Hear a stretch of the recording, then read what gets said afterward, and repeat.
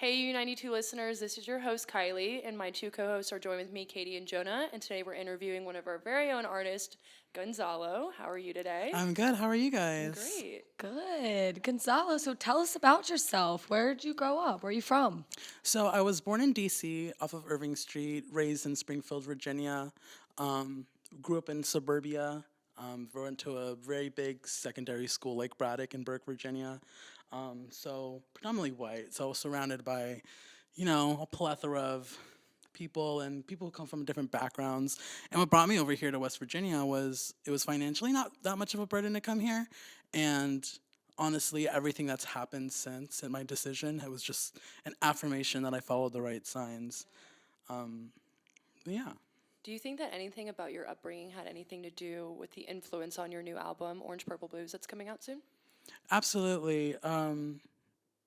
I get quite political on the record, and I think that's just a testament to how I was raised. My dad was never one to shy away from, showing my eyes, things that you normally wouldn't show a kid about what's going on around the world. And honestly, I thank him because it sort of made me shed that naivety of like, oh, like our country and every other country around the world.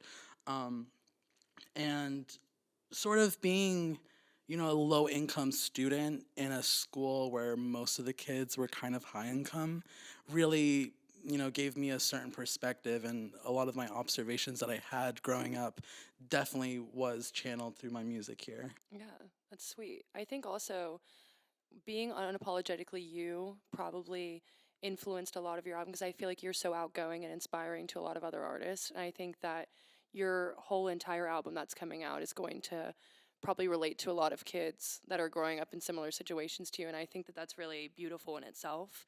I don't know if you have ever listened to the 1975, but they also get very political. And I think they have gotten so much higher because of it, and people actually can relate to it and understand. So I feel like that's very interesting that you said that. hmm Yeah. Would you say that anyone in particular influenced you to write this album or kind of helped you with it in any way? Well, the my main music inspiration is obviously my favorite artists. I think every artist is like a product of everything that influences them. So a lot of Jeff Buckley, a lot of Lady Gaga, a lot of Lana Del Rey, a lot of I've been listening to a lot of Father John Misty lately, um, and I think what inspired me to really start this record was rooted in this frustration and feeling of being unable to do sort of anything with what I was seeing on my Twitter feed or something. So, for example, I saw this video.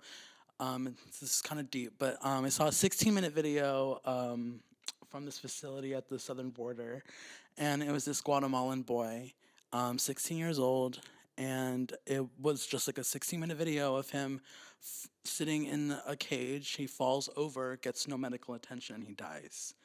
And sort of that level of he has the same skin color as me, he has the same hair texture as me, even though he's Guatemalan and I'm Peruvian, Hispanic culture, we have very family oriented, a lot of things that we can relate on. And so a part of me saw like myself, and it was just like this frustrating thing that I couldn't do anything about it, and I was like okay with being comfortable. And sort of that anger and that frustration really got me to start writing a record about the misunderstood, about the people who get misplaced, the people who don't get seen or don't get heard at all. And so, kind of the goal is to be a vehicle for those people. Do you also, as well, since your album is coming out on October 15th of this month, since it is National Hispanic Heritage Month, did you plan to release it during this month, or was it? Actually, that's very interesting because I had no idea. Well, I knew Yeah. that October is Hispanic Heritage Month, but this record was complete in August, and like it was basically done being mixed by the end of August. So I was in my head throughout the whole year was thinking a September release, and so only given like, oh, this is how long distribution is, blah blah blah. We're like, okay, October 1st and October 15th. The fact that it lies in Hispanic Yeah, I Heritage think Month, that's sweet. I think that's dope. Yeah, I mean, it's just a coincidence. It wasn't anything intentional. That brings me on to one of the questions I wanted to ask is how long have you been working on the project overall, the album, everything, and how has that experience been for you with the people at Mon Hills, the people that you've had to work with? So, I guess I could say my first year here. I had a record that I uploaded to SoundCloud that I wrote when I was 16. Um, and I uploaded it around 2018 just because I wanted to put some music out there. And I was constantly like messaging Mon Hills Records, being like, "Oh my gosh, like this is a great opportunity. Like I really want to be a part of this." And the idea was to bring that EP and like have it professionally recorded because it was all recorded on a crappy little mic, crappy little sixth grade keyboard. And when I performed for Kathy Mattea and I got an email saying that they were interested in doing a project with me, I really sat down with Sarah, who executive produced the whole record, and was like, I really want to start this from scratch. I really want us to have songwriting sessions. I want us to have, beat making sessions. I want us, even if like we come to the studio for like hours and it could feel like a waste of time, I think it's vital that we have those like open spaces so we can create, we can sort of have that alchemy. And so when I got signed in 2019, we were planning a year after that. And then I think COVID hit. And then so recording sort of, definitely took a halt, or just like even coming to the studio. And then I took a year off. And so honestly, it was kind of a blessing because it gave me a lot more time to sit with the music and really, think about the music, think about the songs. I scrapped a few songs. There's songs that never got finished, but I'm using like the instrumental as an interlude because it's just so beautiful. And so definitely gave me time to really mold and shape, this record. And so yeah, it took about like 2 years, which is pretty like standard. I mean, I know some artists can churn out records, every 6 months, but I think, some of those good records kind of take like 2, maybe 3 years to make. Let it And, marinate. Comes out hopefully better. this one Yeah. will. Yeah, Let it marinate. Yeah, exactly. Let it settle in and figure out what it needs to be. Speaking of that, then, what did you think inspired you to name the album what you did, Orange, Purple, Blues, and the titles of a few things? So there's actually a few inspirations for Orange, Purple, Blues. So one of my biggest inspirations is Lady Gaga, and she released a college EP and called Red and Blue. And so I was like, love her, I'm gonna copy her. Because in the song All My Love that's on the record, I think it's the third track, I say the line Orange, Purple, Blues in the track. And I think I was like, okay, so I mentioned a color, and Lady Gaga had this title, Red and Blue. And then as well, another inspiration of mine is Lana Del Rey, and she had an album called Norman Effing Rockwell. And the first track is called Norman Effing Rockwell, but she doesn't say the name at all in the song. But it's in the third track that she says Norman Rockwell and references the title of the whole record. So it was kind of that like lyrical cohesion that I really liked. So I kind of just applied it here. So the very first track on the record is called Orange Purple Blues, which is just an orchestral interlude or intro. And the second song is Thankful, and the third song is All My Love, which mentions Orange Purple Blues. So that's kind of like how I built that. Speaking on Lady Gaga, where do you get your inspiration from her from, and like what are some of her favorite art like works that she's ever done that inspired you? So, There's a lot. there's a lot We love Lady because, Gaga. I mean, for me, I think for a lot of people, it was when they first saw her. I hope it was like during the 2009 VMAs performance where she like bled to death on stage. I think I had already heard Just Dance on the radio, but I mean, I was like 9 years old, so I wasn't really like, oh, I don't like care about artist names.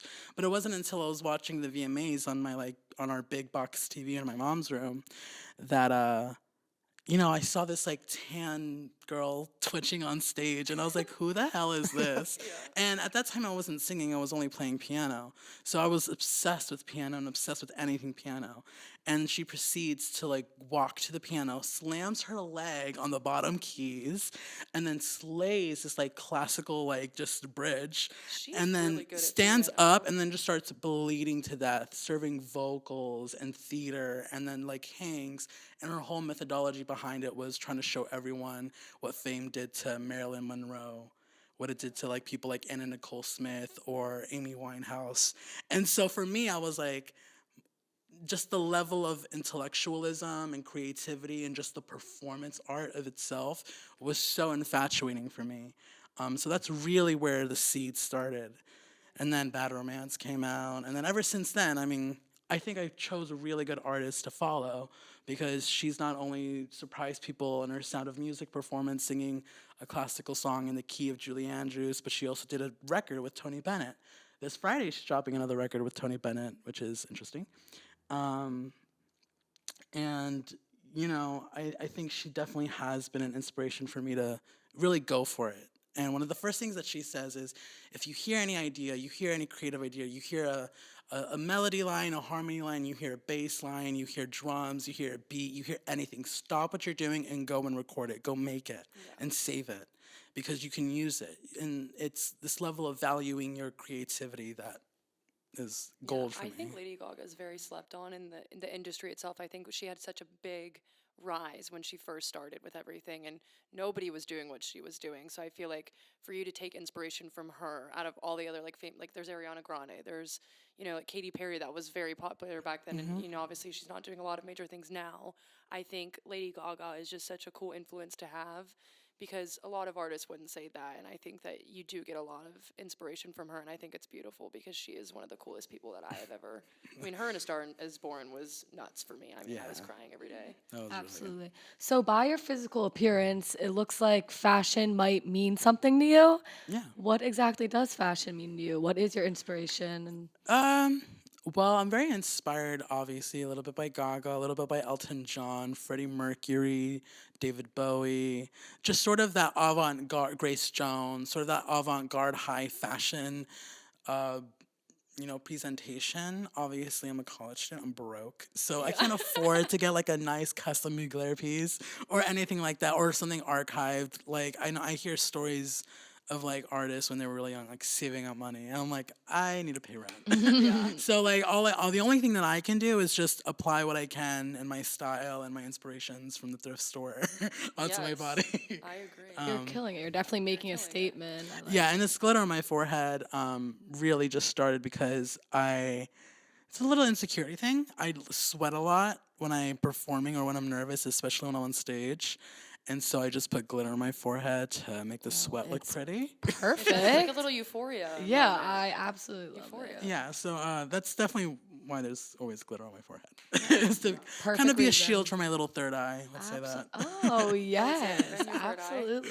Sorry. Well, Are you of into course, it? to Yeah. write this music, Yeah, it exactly. transcends. Transcends. It does. Very universal, or the universe in general inspired. Very much. What's your zodiac sign? Sagittarius. We love. We love I'm a Sagittarius sun. My rising and my moon are Taurus. My moon is a Taurus. That means I'm stubborn. Nice. Yeah. Sorry, off topic. It matters. It does matter. I feel like a lot of people neglect topics about, universal views when it comes to a topic like music, because I feel like people just say, this is what inspires me, whatever. But I feel like a lot of artists, even you, like you said, the universe and other types of topics in a religious sense can pull inspiration from it. I think that it's Yeah. very cool that we even got to talk about Yeah, it, even if it was a little chat. if anything, like a lot of the times what fuels my creativity is being able to have those deep intellectual conversations with Yeah. people. It's kind of hard because there's not a lot of people in my age group that can or want to have those conversations. But when I do find them, it feeds my soul and I love it. It's like liberating, I feel Yeah, like. and I mean, even it's with people who don't agree with you. Like, you're not supposed to like live in some kind of echo chamber. Obviously, like you can if you want to just like fine tune your beliefs. But like, it's always good to hear the other side, the other perspective, to sharpen your own ideas, and just to see the other angle. Because I think that's what makes a very educated decision or analysis is when you do have all those perspectives. Yeah. And I think that's what I've always tried to do and like what I want to advocate for. I mean, I think everyone is quite individualistic nowadays. Yeah, but you And also get to advocate that in your music. So I feel like that's why it is important to talk about it in some sort of sense because one, you learn about everybody and then you can learn how to talk to people and then you talk to people through your music. So that's why I thought I could bring that up. Well, one of the things that I just, from working with Gonzalo and seeing him frequently, everything that he does, from like just talked about, his music, his clothes, the way that he walks, everything is just like he's expressing himself any means necessary. And I think that's just so awesome because, I mean, one of the things for me, like, music is amazing, but when music has meaning, it's 1,000 times better. And just this entire album being so passionate for you makes me so happy, and I haven't even heard it yet. Absolutely. I'm very thank excited to you. hear it. That was so very beautiful, kind. Jonah. Wow. Yeah, that was very That was very sweet. kind. Thank Well, you. now we have to shameless plug for you. But if you do want to see this outfit that he's wearing right now, you can check out some of the behind the scenes pictures on his Instagram at Gonzalo Altuna. So go check those out. Go say you came from Get a little U92. selfie in.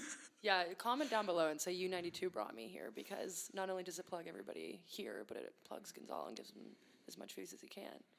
Speaking about little universe Hey, action, Queens. what's your spirit animal? Like, do you think you have anything that relates to that could relate to your songs, like spirit-wise, like your spirit animal Oh.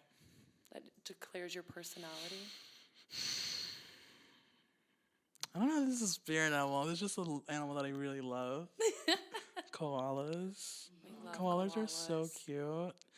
What was another animal that I saw that was so adorable? I don't know. It was like it was a baby owl. Stop. It was so adorable. Honestly, I think I saw it on National Geographic's Twitter.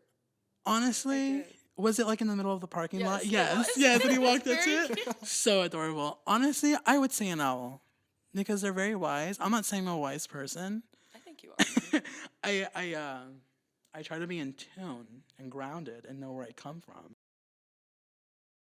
What we're gonna do now, we're gonna have a little break, play your new single, We Could Be Lovers, and then we'll come back. Awesome. guys. Enjoy. Be back soon.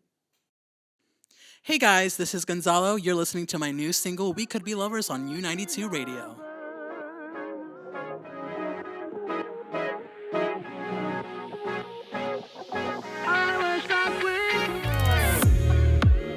You loved me right, but then I realized that you were broken from the start. You were a lie. Even when I tried to tell you what I feel inside, don't deny it's a broken heart. Sweet fun pillows on the low, I can't hide this anymore.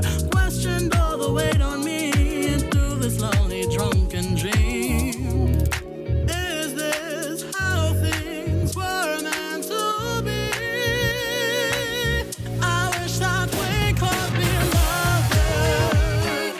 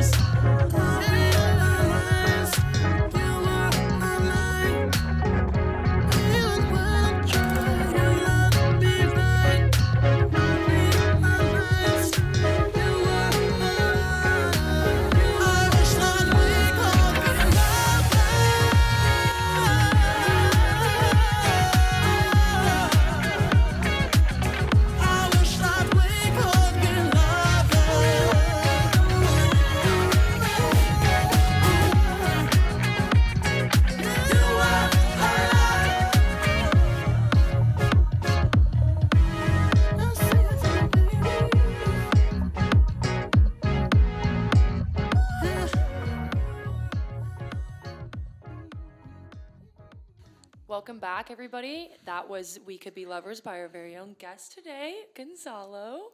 Very nice. Thank you. Very nice.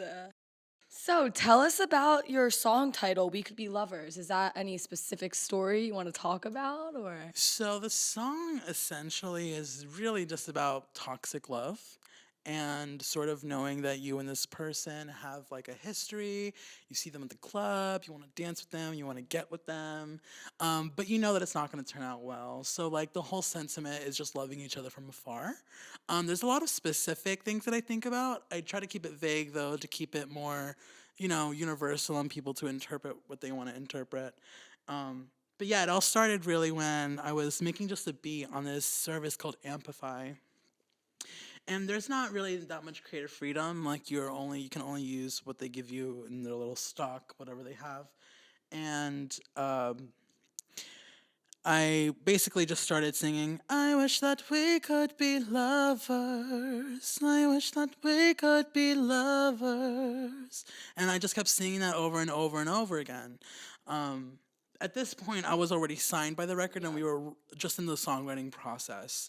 And then one time I had an Instagram live through the label and I was performing and there was a producer from back in Virginia, about like 30 minutes from where I live, so in Manassas, Virginia, and he commented on the live and was like, bro, like you have some pipes, like you need to have like get on this song. And so he got into my DMs and he sent me this instrumental and he was like, sit with it for as long as you need and just like send me something back whenever you get anything. And so I think I sat with it for like about 3 months. And in those 3 months, I had written the verses, but I really wasn't getting the chorus. And then I found the voice memo of me singing on the loop, I wish that we could be lovers. And I just interjected it, and that kind of, it worked. And so I just recorded on my shitty laptop. I was in school at the time, 3.5 hours from home. So it was really just waiting for me to get back to his home studio so we could lay down the vocals. And when we got there, it was my first time meeting him. We had already talked, but it was just our first time meeting in person. So I was a little bit nervous because you didn't know how the chemistry was going to go. And usually the chemistry doesn't go right. The recording is going to be a little bit awkward. So I was really hoping that everything would work out. And it did. Like, it was such a fun process just laying down the vocals. We were laughing. There wasn't like any alcohol or drugs involved. It was a very like sober experience. And I don't know, it was just fun. It felt very celebratory. And I hope that feeling channeled into the song and that feeling is there. That's why I put it at the end of the record because I think it wraps up the record really well because it's going to be the first song that everyone hears and it's going to be the last song that everyone hears. And so I hope everyone enjoys it and yeah. I really enjoyed it. I think I it love was so Thank upbeat, and you. it, like you said, I think it does close that album out so perfectly. And going off that, you mentioned seeing like somebody in the club, and you know that you're not going to talk to them. Do you think that like frustration of knowing, the certain person that you want to talk to is just obviously being very toxic or standoffish? Like, how do you think that toxicity nowadays plays into that? Well, I think it's quite prevalent. I think it's everywhere. Yeah. Especially in our age group. Like, I think a lot of people as college students, like, no one really, a lot of us want something serious, a lot of us don't. And so there's a lot of, mixed signals, miscommunications. And I think We Could Be Lovers is kind of just throwing all of that out the window and just dancing. And if you do get with that person that night, good for you. If you don't, whatever.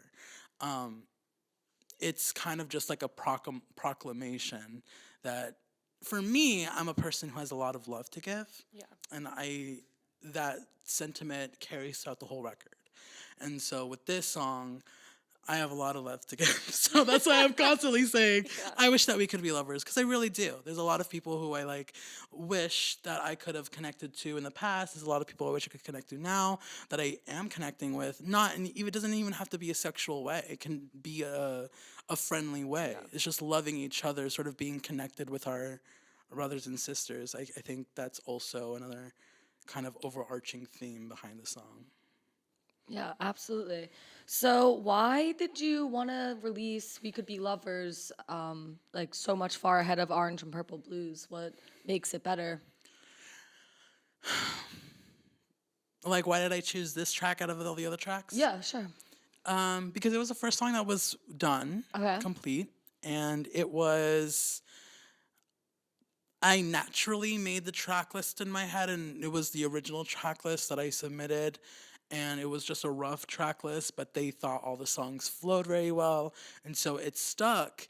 And I think sonically in the record, We Could Be Lovers is a very big confetti splash at the end, because you do go from a lo-fi to a classic pop rock record to a dance record to a stripped back piano to like this ambient interlude to a beautiful mid-tempo piano cover of Joni Mitchell's For Free, and then you go right into We Could Be Lovers. So I think I was thinking about it sonically, how it was going to be presented to the world, kind of like from a marketing standpoint. But also, I've sent this record to several people, close people, and the response and the reception that I've gotten from it has led me to analyze that it's the most. There are people who only like hip hop and trap music who were, this is your friend, he sounds really good. And so for me, it was like, okay, this sounds like a song that a lot of people will find their head bouncing to. There's some songs, like a song, Glamour on the record, is my baby. We Could Be Lovers is Vibe Revive's baby, which is the producer Manassas. He made that instrumental. He worked on his with his mentor on it, and so that one really was his, brainchild. However, Glamour was mine, and the reason why I didn't choose that one was because it was very political, but also it's a dance record, and I know that it's not going to not everyone is gonna really like not not that they're gonna like the song, but they're not gonna like the song.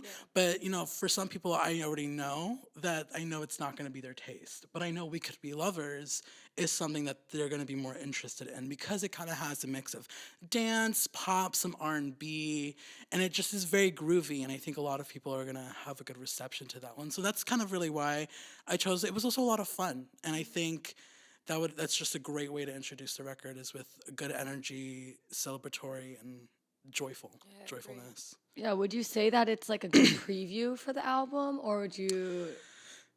Nah, no. No, it's just a song that. It's a variety. There's a variety of styles on the record, and I think I aimed to show my versatility into what I can sing and how I can sing. Um, And so what's so funny is that the three songs that I highlight sounds nothing like the intro. And so it's like We Could Be Lovers, Glamour, and All My Love. All My Love is just like a classic pop rock ballad that has a sick guitar solo in it, has Led Zeppelin inspiration all over it.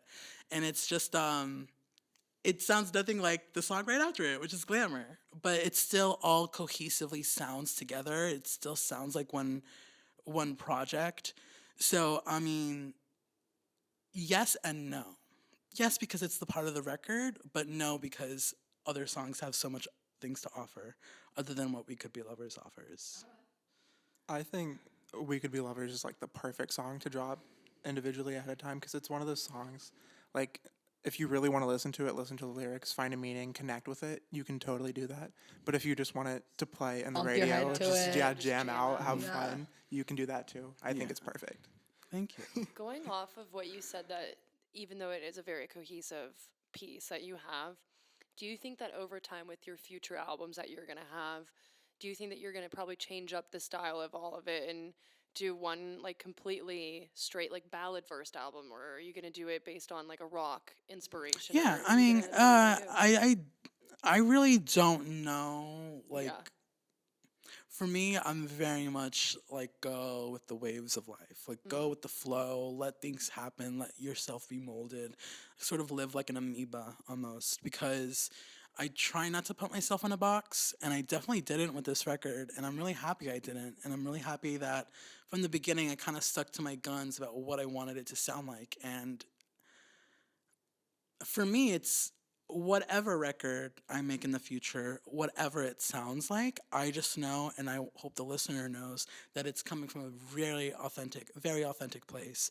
It's coming from a place that, from an artist who really wants to grow.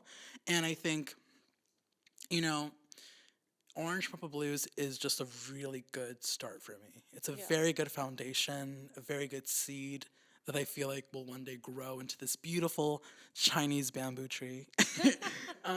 But yeah, I mean, currently writing the next project, and it's more stripped back, Yeah. and it's more singer songwriter, more antique wood, boots, leather at the piano, sort of more of that intimacy moment. While Orange Purple Blues has that intimacy, there's more of a vastness to it, a more of trying to reach out to other people and trying to sort of this introspection of the whole world. Rather, this next project that I'm writing is sort of an introspection and like presenting my struggles, my anxiety, my well, it's a record that doesn't exist yet. It's something that I'm currently writing. Talking about the entire, like what you just said about how you wanted to relate to the world, speaking about, since as a society we have had so many setbacks going on with not only COVID but like election issues, environmental issues. I know that you're an environmental major, as Jonah told me. How do you think that that is going to, make a future change for you within your music, or even with this project too? Yeah, well, a part of my whole sort of methodology with my career at this point has sort of to have this symbiotic relationship with my work and my passions. And so I do dream of like being a part of an environmental sustainability design team and tour the world and making music, having my degree under my wing. So when I do have this influence, when I earn this influence, I can introduce, innovations and technology to places all around the world, because climate is not just an issue in the United States, it's a global thing. It's a Yeah. global issue. And that's the only way like I feel like I can really put something substantial out there, because yeah, I can sing and I can write songs and I can put a body of work together and present it to the world, but if you don't plan to do anything substantial, like in something that you're passionate about, something real to affect people's lives, then kind of like what are you doing it for? And for me, like, I guess I could be selfish about it, but I don't want to, because that doesn't feed my Yeah. soul, and if anything, that doesn't challenge me.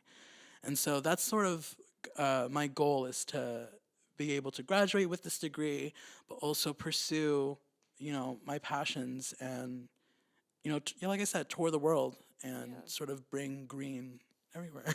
Yeah, be green. I feel like though, whenever you do, write within your music and share it with the world, there's always that drive that you can have to share your own personal beliefs with things, and that's what you're doing with your album Orange Purple Blues. And I think that talking about what you believe is right, what you have wants and needs and goals for, and what inspires you through your music, people will see that you're trying to make a change and know that you're making a difference, which I think you are. I think that what you're doing is beautiful, and I think that talking about these things is necessary, because a lot of people are probably afraid to talk about it, and you're taking that step forward in front of all those people and actually making the difference. And I mean, and don't get me wrong, like there are still parts of me that feels a little afraid Yeah. to speak, because I mean, I think we can all see the internet. If you say something that a lot of people don't like, you can kind of get your character assassinated. Yeah, cancel culture. Yeah, and I mean, there's kind of an authoritarian, feeling behind that does not sit right with me. Yeah. And I'm all about having discussions. I'm all about having conversations, because there are so many different perspectives in the world. To like, for people to think that we have this one way of thinking is ridiculous. It's like that's never going to happen. Yeah. And I mean, even in a basic anthropology class that I took my freshman year, sort of allowed me to like think how different people act just across the entire planet. Like we eat, pigs and cows. Well, I don't know if you guys are vegan or vegetarian, but like we eat pigs and cows. Like it's nothing here, but in other places, cows are sacred, pigs are sacred, Yeah. and they would never. And so it's just like a matter of understanding and having compassion for different societies around the world. but yeah, I mean, there's definitely like still a little fear, but if anything, you just kind of have to overcome it and Yeah. be okay with sort of what the inevitability of what the media will do, but also as an artist, I've learned not to speak too much Yeah. because you can let your art speak for itself. Because at the end of the day, you're an artist, and people can twist your words very easily, and I've already experienced that on a very micro level. So I could only imagine with like a strong tongue as I do, like what would happen if Yeah. I ever reached a higher level of notoriety or something like that. I mean, I think it's definitely an interesting observation. Yeah. Definitely. Cancel culture is just in general a crazy thing that I think has come up over times. I mean, obviously there might be certain issues that people shouldn't be, Yeah. bombarding and just saying negative things on. And if people aren't, as educated as they come off as they're saying and they're insisting that this is what it is whenever it's really the opposite, I think that that is where you obviously can talk about it. But I feel like as an artist for you, I understand the pressure that it might have to, have to hold back and not really say what a lot of times that you want to say and just let your art and your work, express it for you. But I feel like, it is nowadays like walking on eggshells, and that is sad. But I feel like your art does express exactly how it should be, and I think that's great. Yeah, definitely. Just one of the things about like today's times that not only do your actions have consequences, but now your words and even the thoughts that you are brave enough to share. And I think what you're doing with your music and how you're presenting it, it's a step that needs to be taken, but it's not. You're taking a step forward, but you're not kicking anyone in the face while doing it. And I think that's one of the greatest things about it. And I mean, I know this is like a weird little shout out, but shout out to Lil Nas X because he said something that he was in regards to that he was opening doors, and I feel like he definitely is opening doors for people like me. Because is he, the greatest vocalist of all time? No. Is he the greatest dancer of all time? No. Is he the greatest musician of all time? No. But can he, sit in a room with people and put a project together that's commercially successful? Yes. And however you feel or what your opinions are about his artistic or intellectual level, the objective fact is he is opening doors, and that's why I say shout out to Lil Nas X, because for me he's opening doors for a little Latino boy who's gay, who has a lot of things to say, and for me I'm like, okay, well I believe I have the vocals, I believe I have the dancing skills, I believe I have the musicianship to go into this field and go into this industry, and and I am also like pretty stubborn headed, so I'm not a very easily moldable type of person, and that can either be favored in business or it can be seen as a detriment. But for me, it's just kind of to explore all of that, and yeah, that's why I'm shouting him out, because definitely I feel like a lot of labels are going to be looking for another Lil Nas X. So who knows what'll happen? That's a great segue to go off to before we give your live performance that we're going to have. We'll come right back with more Gonzalo. Thank you. Hey, U92 listeners, we're back with Gonzalo, who's going to be performing a song for us from his album Orange Purple Blues. This is Thankful. I'm saying this last goodbye to you, while everything we've been through has wilted and bruised. With an intention to start what was inconceivable, I look into your eyes, I shake and tremble. I look at the girls walk by us sad and sullen gray, has overcome the faces or two. And so I sit and paint this pretty puppy blues, and picture all the things you said that weren't true.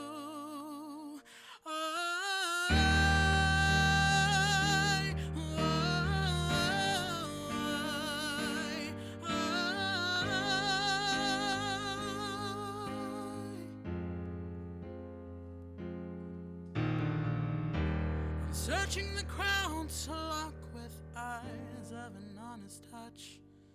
I begin to feel like I'm running out of luck.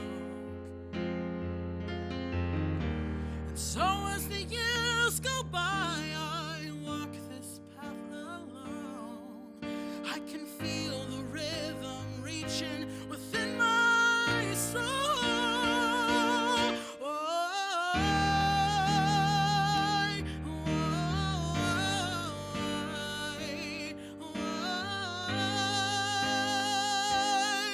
No, no, no, I'm falling on my knees. I've gotta get away from here. Ooh. Who am I? Who am I?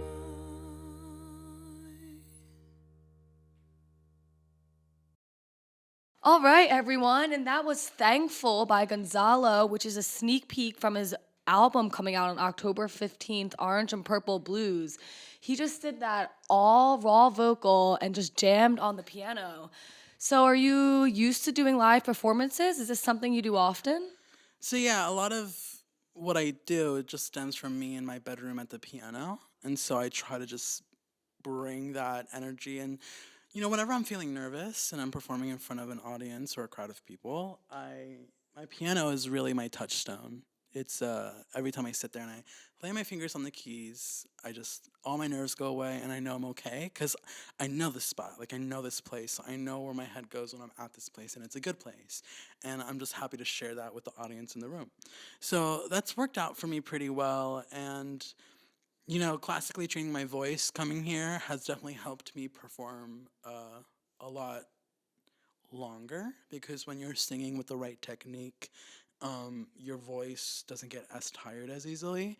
So I can play a whole hour set like no problem. Obviously, by the end, Yeah. I'm a little hoarse, but other than that, I mean, it's just all about practice and training and just doing it over and over again, always performing live. When did you start learning how to train vocally and classically like that? So I've always been singing since I was really started when I was about like 10, 11 years old in my transition of puberty.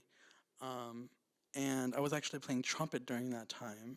And I think that really helped me lock in my voice, because I went from fifth grade to everyone telling me to shut up because I was a terrible singer, to moving to another school in sixth grade. And then everyone was like, oh my gosh, you're so good. You have to do the talent show at the end of the year. Like, you're such a good singer. And for me, I think it was like practicing and playing trumpet during that time helped like train my ear and my voice. So I feel like it really locked it into place. And the question was, when did I start? Yeah, I was just wondering, like, when did it like first come about for you to actually go through the training, and how Oh long yeah, it yeah, has the taken training. you to be here? So yeah, I've always been singing. It wasn't until I got to college that I really found the opportunity to minor in vocal performance and just get straight lessons from Laura Cannote-Very, who's my voice professor, who's performed at the Met a couple of times. She was with the Houston Grand Opera. She's performed at New York City Opera. So she has a lot of background in classical and opera singing. So it's taking elements of those into my more CCM, my contemporary commercial music, that has allowed me to kind of show out a little bit and, share vocals that you normally wouldn't get in a normal pop performance. And I think that captivates the audience. So, yeah, I mean, I was always singing, and I just could never really afford to get vocal lessons. That was never really a priority in my family. We very low income, paycheck to paycheck. So we could only do what was in our budget. And so paying a lady $80 for 30 minutes for vocal lessons like wasn't gonna happen. And it wasn't until I started to have to pay my own school and stuff, or with financial aid, that I was able to really explore that whole side that I was missing really before I came here. So the training has definitely helped and has definitely taken my voice farther, and it's still going to be taking my voice even farther. It's beautiful. More on this song though. What do you think your song "Thankful" that you just performed really, the stem-rooted meaning came from, and what was the inspiration for that? Yeah, so I actually wrote the record my first year here at college. I was living in Bennett Towers, on the top floor in the creative arts floor. And in the lounge, there is this like antique upright piano. And so I would always go there and chill and just write and just play music. And whoever was walking by heard whatever they heard. And so one of those people was Trinity, who I met my first year. And she's actually does the backing vocal harmonies on the song Thankful. And so she would always come in the room, always sit with me at the piano. And with this song, I was writing it and I was playing the chords, I was singing the melodies. I would ask her, like, what did you think? And she was that support system. She was like, yeah, it sounds good. And when I would hit that chorus, she would just hit the harmony on top of it.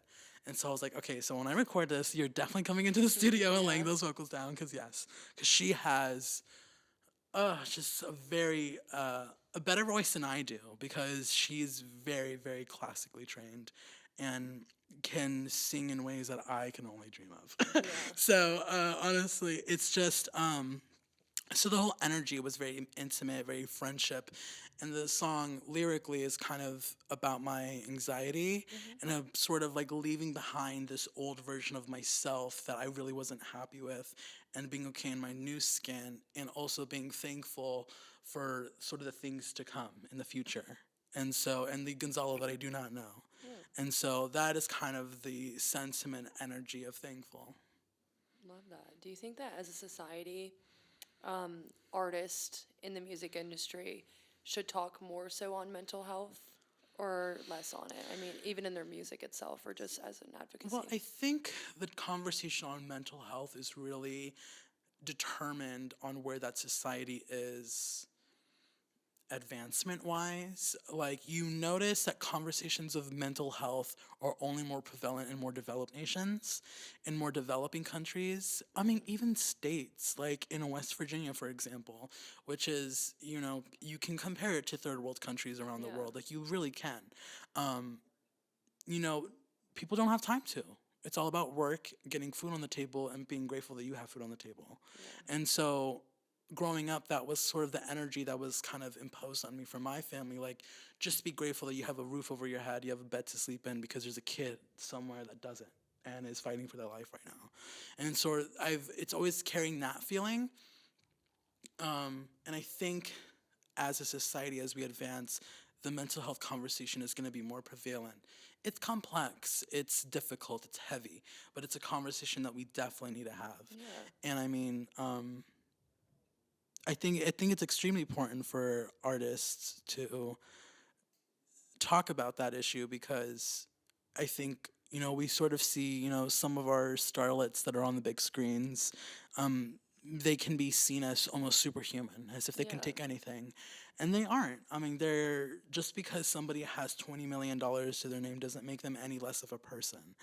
And if anything, I think you people, I think it's a testament in history that money does not buy happiness. Yeah. And you can have all the money in the world, but you can be extremely lonely, you can be extremely depressed, and you even see some artists or some people commit suicide because of it. And it's because the conversation isn't a real one. The conversation is more about pointing fingers rather than trying to find out the root problem and how to, in a mature way, solve these issues. I've never been diagnosed with depression, but it's definitely something I have. And I've realized that my junior year, I took an AP psychology class, and I understood the dynamics of, your emotions, how you can be manic and you can be depressive and throughout the year or throughout your life, and it doesn't mean that you're a depressed person. So for me at that time, I was like, okay, so then I'm not depressed. I'm just going through a bad moment, maybe. But it was when that, pit of sadness and this overarching gloom remained for year 2, for year 3, for year 4, and even up till now, I still have that. And so it was an observation that I made, because I still have fear of going to like a professional or being evaluated. I have a lot of hesitancy to that. I think it's because of all of the horror stories I think I've heard. And Yeah, I mean, for me, I've sort of tried to take my reins into my own control and sort of evaluate myself. Yeah. I don't know if that's the healthiest thing to do. It's probably not. I definitely would advocate for anyone who wants to understand themselves and understand their brain. If they need to, I would suggest going and finding help. But for me, like, one, I couldn't afford it. Two, I just I think being raised of always just having to deal with it and like just be grateful that you have what you have, Yeah. because kids, a lot of millions of people don't. And so the very small blessings that I've gotten and my time here has been so insurmountable into my existence. Um, and like I said in the beginning, was just a reaffirmation of me, accepting these signs and following these signs. That's great. I think that we could now wrap up on that and then just give you a little fun break with some like rapid fire questions. Yes. Yes, I am excited for that. It's I gonna am get too. fun. Yeah. Alrighty. All right, first question. It might be tough. Would you rather get to perform with Lady Gaga or write a song with Lana Del Rey? Up to you. Whoa. Good one. It's hard.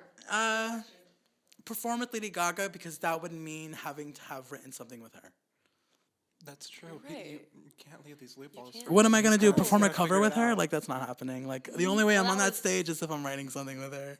What if that was your only option? Like you were performing a cover with her, Oh, or you get to write with Lana Del Rey. That's where I thought it would get hard. probably Lana, because she just got nominated, not last year, I think 2 years ago, for Album of the Year for Norman effing Rockwell, and that record was just so delicious and super nostalgic, and the elegancy of the strings and the guitars in that whole record, the songwriting, some of her best work like ever. And I felt like it was so slept on, like the whole like time it was out, and then it got nominated out of nowhere for Album of the Year at the Grammys. And so I was like, yes, like she's finally getting the praise. So honestly, her, because she is on this incline with her music that I think is very inspiring, and she's actually been inspiring the project that I'm writing right now. Yeah. All right. Well, here's an easy one for you. Come on, you're gonna hard. How old are you?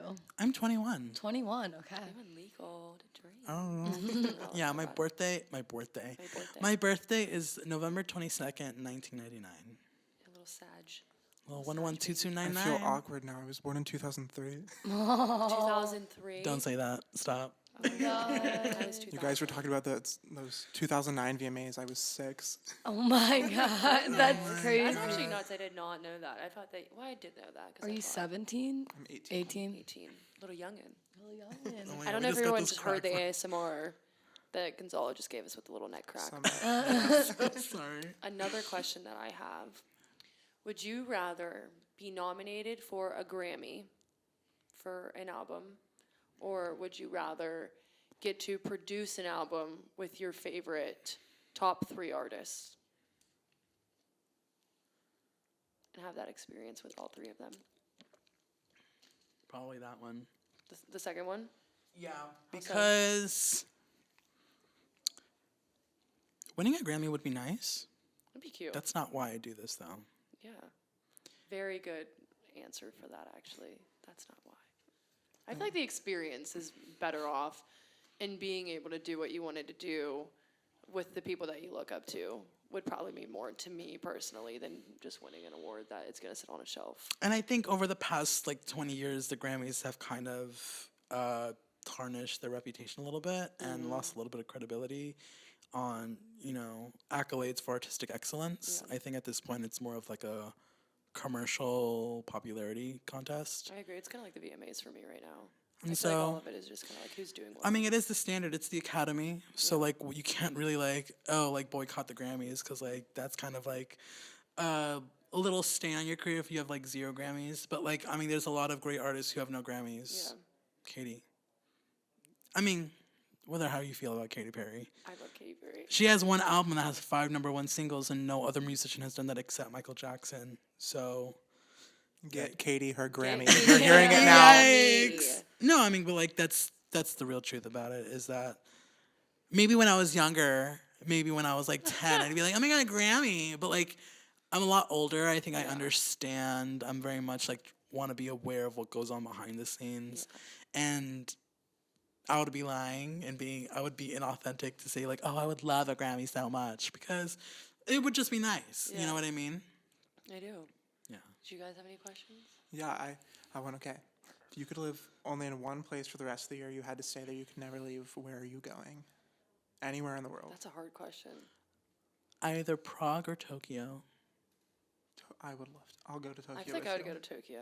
Tokyo. I don't know. Prague's nice. Prague is nice. The reason I would pick Tokyo is because of that new show that just came out on Netflix, The Squid Game. Squid Game? Oh my god! never I mean, that's a heard. terrifying game. Never but it's heard. You should watch.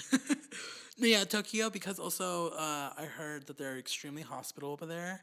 And everyone who says they visit, they just have like a really great I know a lot experience. of artists actual like painting artists, more so than musicians that go actually to Tokyo, just for an artistic experience because I don't know what it like. Harry Styles spent a whole year there, and he worked on a lot of his album over there, but I think their environment just allows people to just have free creative reign.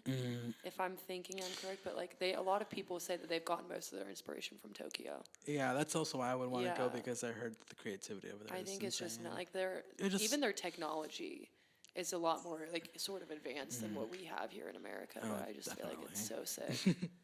Yeah. I mean, I feel like if that's all the questions that we have, I think that this was a great This was chance beautiful. to talk Thank to you. you. I think Really that nice. Yeah, I it had was so great Thank to you get so to much. know It was so you. nice to get to know you because Yeah. like we've never met before this Yeah, the interview. first day that we've actually all met, besides you and Jonah. Yeah. But I feel like we've known each other forever. So that's great. Yeah, that's good. Good chemistry. Great chemistry. Good And people. when he is inevitably at award shows, he will Yeah, have to he thank will. us. He will now. Good people, beautiful people. Yeah, he will Thank now you. promo us. Again, we need to promo your Instagram, Jonah. Yes, you can find him on Instagram at Gonzalo Altoona. You can find me on Facebook at Gonzalo Music Productions. You can find me on Twitter at Gonzalo Music Pro. You can find me on Snapchat at Gonzalo_WTAF. And then you can find Gonzalo here on U92 The Moose on our section for Mon Hills. Thank you, Gonzalo. It was lovely having you. Thank you so much. It was a pleasure to be here. Great. Bye, everybody. Ciao. Bye.